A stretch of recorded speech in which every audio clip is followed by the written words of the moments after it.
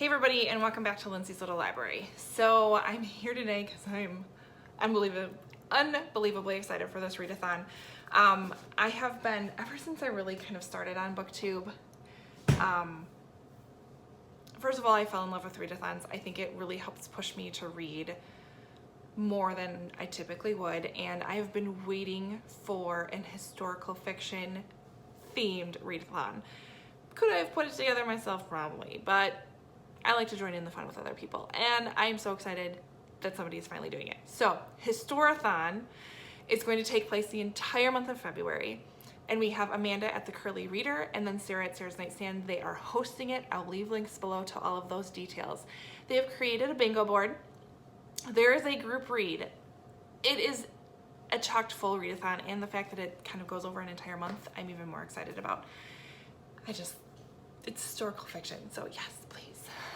So I thought I would give you an idea of kind of what's on my stack of books that I want to read for Historathon. I have 8 of them. Am I going to get through all of them? Probably not. But this is the stack I'm going to pull from, and then what prompts on our bingo board that it goes with. Here's our bingo board. Again, I'll leave links below.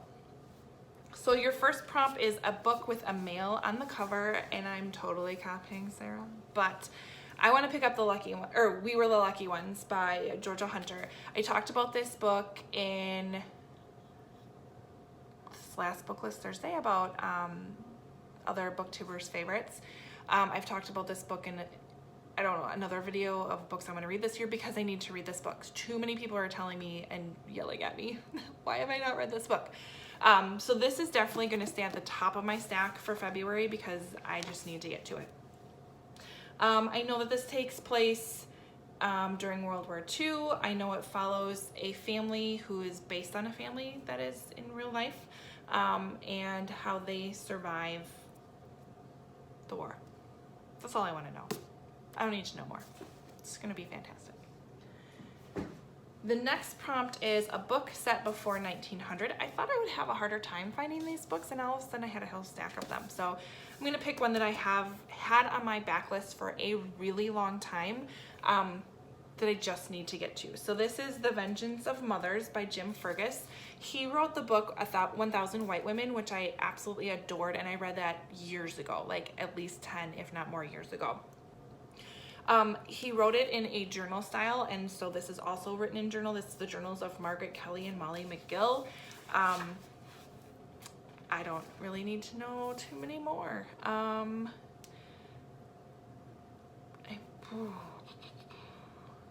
Oh yes, so these 2 women participated in the U.S. government's Brides for Indians program in 1873, so obviously takes place before 1900. It was a program whose conceit was the way to bring peace between the United States and the Cheyenne Nation.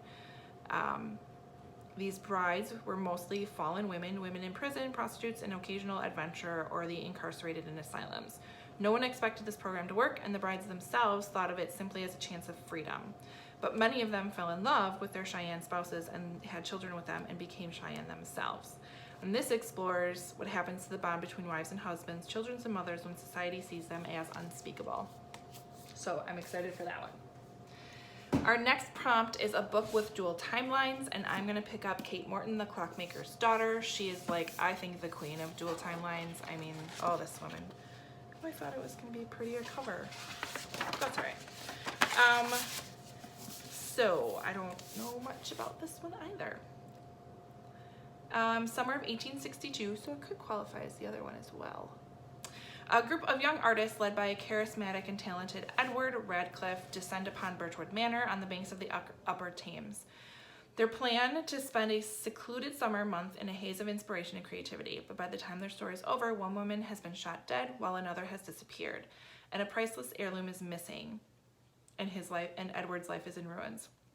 150 years later, a young Elodie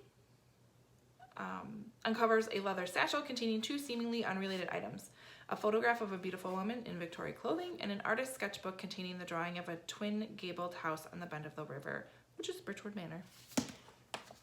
There's a connection. It's gonna be together. It's gonna be great. It's gonna be great. But it's a big book. Next prompt is a book set in a country outside of the US and Europe, and I really need to get to this book. So excited, so excited.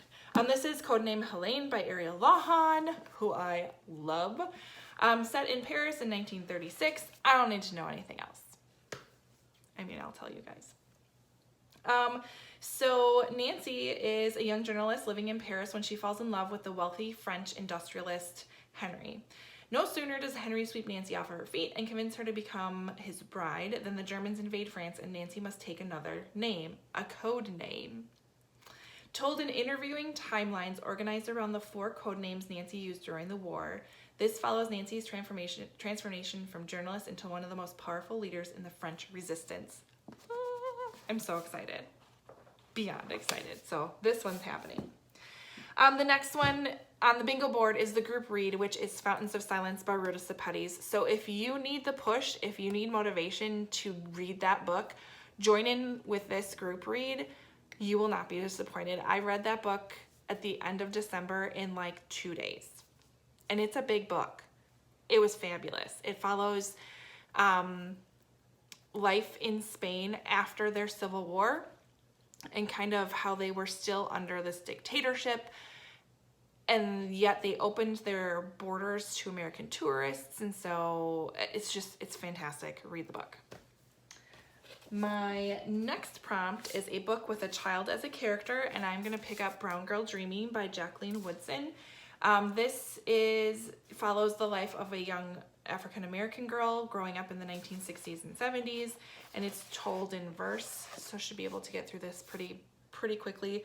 I mean, look at the words on the cover. I'm sure this is going to be phenomenal, and then I really want my daughter to read it too. The next one is a book concerning a time or event that you are unfamiliar with, and I am going to pick up Sarah's Quilt by Nancy Turner. I haven't read a lot set in the very early 1900s, and that is the timeline that this is set in. It's set in the Arizona territories. Again, haven't read a lot about. This picks up in the 1906 with a three-year drought, the Great San Francisco earthquake, and a marriage proposal that will change Sarah's life for all time. So I'm excited about this one. I've read These Is My Words by Nancy Turner before and love that. And again, this is another book that has been on my shelves for a long time.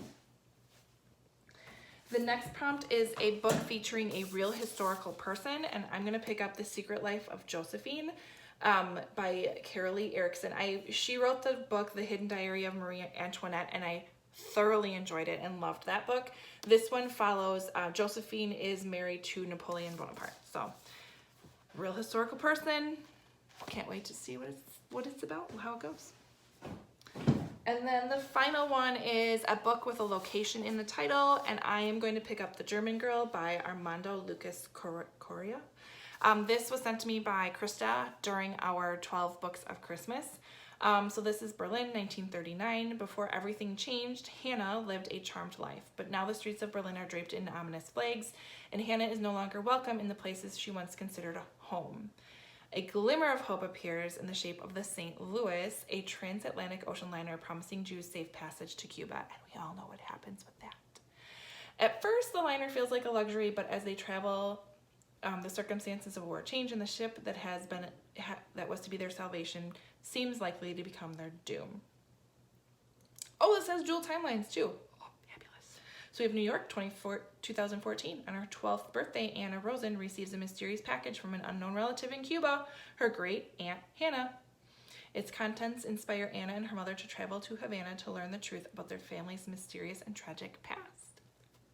Could go for more than one prompt. It's also got children in it. Maybe I did that on purpose. Unconsciously. So that's kind of my TBR pile for Historathon. Again, realistically, am I going to get to all 8? Probably not.